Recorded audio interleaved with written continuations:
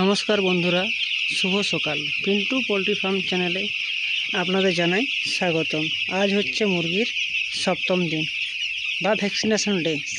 Vaccine মুরগির 3 দিন হয়, 7 দিন, 14 দিন, 21 দিন। তো আজ ফার্স্ট ভ্যাকসিন এনডিএল বা এনডি এই ভ্যাকসিন করা হবে। সো আজ সকালে পাইপলাইন টাঙানো হয়েছে, তাই ভিডিওটা করতে একটু সময় লেগে গেল। যা হোক, সময় লাগুক, সেটা অসুবিধা নেই। আজ হচ্ছে মুরগির 7th ডে। আজকে হিসাব মতো দুটি জিনিস করতে হয়।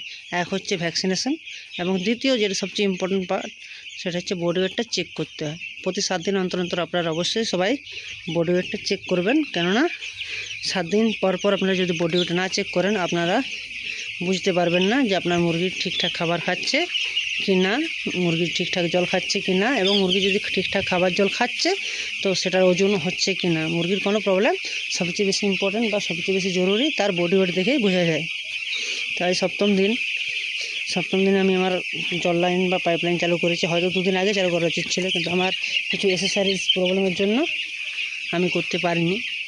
যাই হোক, আপনারা 5ম দিনে সবাই চেষ্টা করবেন যাতে পাইপলাইন আপনারা টাঙিয়ে দিতে পারেন।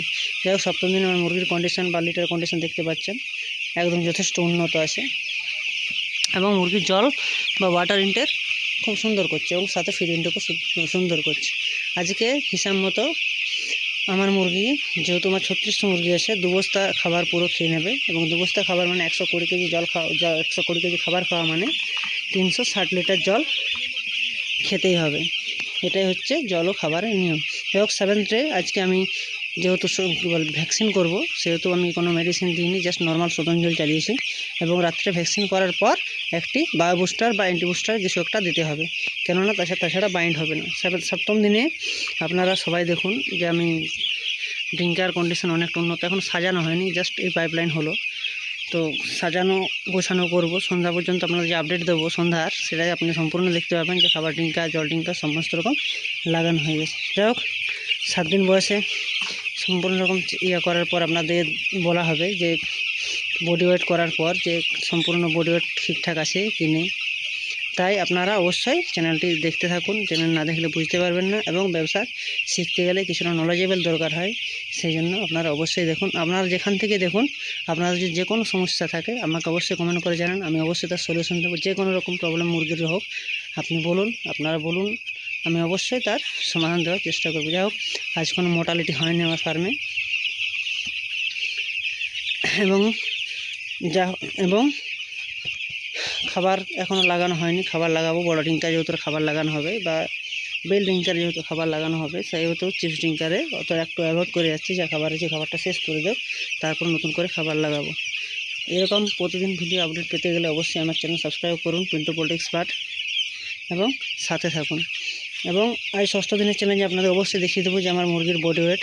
আমি সামনে থেকে একটা মুরগিকে আপনাদের দেখানোর চেষ্টা করছি, যে আপনারা দেখে বুঝতে পারবেন যে আমার মুরগির বডি ওয়েট এভাব 170+, মানে 170 গ্রামের ঊর্ধ্বে আছে, এবং আপনি ভালো করে দেখলে বুঝতে পারবেন।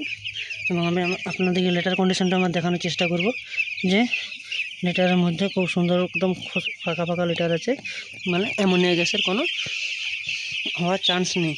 তাই সবসময় লিটারটা দিয়ে যদি সতর্ক থাকেন, বা আপনার মুরগি যে কতটা জায়গা লাগবে আজকে, কালকে কতটা জায়গা লাগবে, এসব দিক দিয়ে যদি আপনারা সবসময় সতর্ক থাকেন, অবশ্যই আপনার কার্যকারিতা উপকারিতা পাবেন। এবং এরকম উপকারিতা পাওয়ার জন্য সবসময় ফলো করে রাখুন এবং সাবস্ক্রাইব করে রাখুন।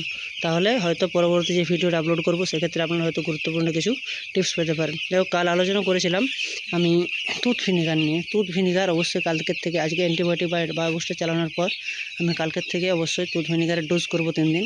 তো তুঁত ভিনিগারের ডোজটা আপনাদের আবার বলে দিই, যে 25 গ্রাম তুঁতে নেবেন, 600 ml ভিনিগার নেবেন, এবং 300 ml গরম জল নেবেন। তাতে 1 লিটারে একটা কনজামশন হবে, সেটাই 100 লিটার জলে 50 ml বা লিটারে ½ ml করে ব্যবহার করুন।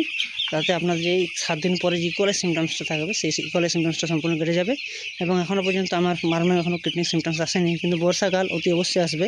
তার জন্য প্রি অ্যাডভান্স বা প্রিমিচিওর হিসাবে আপনি নেফ্রোটেক, নেফ্রোকেয়ার অবশ্যই একটা ইউজ করুন, এবং সাথে প্যারাসিটামল ট্যাবলেট কিনে রাখুন। প্যারাসিটামল ট্যাবলেটের কার্য কী সবাই অবশ্যই পরবর্তীকালে যখন ব্যবহার করবো আপনাদের জানাবো, কিন্তু এখন যেহেতু আমি প্যারাসিটামল ট্যাবলেট ব্যবহার করছি না, বা প্যারাসিটামল ট্যাবলেটের কাছে যাচ্ছি না, সেই হিসাবে এখন আপনাদের সেসব জানার এখন কোনো অসুবিধা নেই। তবেও যদি আপনাদের কারো ফার্মে কোনো রকম কিডনির সমস্যা এসেছে, আপনি সমস্ত রকম মেডিসিন চালানোর পর আপনি ব্যর্থ হয়েছেন, তবে অবশ্যই কমেন্ট করে জানান যে দাদা আমার ফার্মে কিডনির সমস্যা এসেছে, আমি আটকাতে পারছি না, কী করণীয়। তখন আমি অবশ্যই বলে দেবো প্যারাসিটামলের ডোজের একটাই নিয়ম, 2 কুইন্টাল বডি ওয়েটে 2000 mg, মানে 1 কুইন্টাল বডি ওয়েটে 1000 mg প্যারাসিটামল ব্যবহার করুন।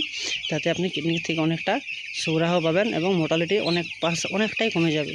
সো এরকম অনেক রকম পরামর্শ পেতে গেলে আমাকে অবশ্যই সাবস্ক্রাইব করুন পিন্টু পোল্ট্রি এক্সপার্ট এবং ফলো করে রাখুন। আজকের মতন টাটা। সন্ধ্যাবেলার ভিডিও আপডেটে আপনাকে সম্পূর্ণ খবর জানাবো। ভালো থাকবেন, সুস্থ থাকবেন, টাটা।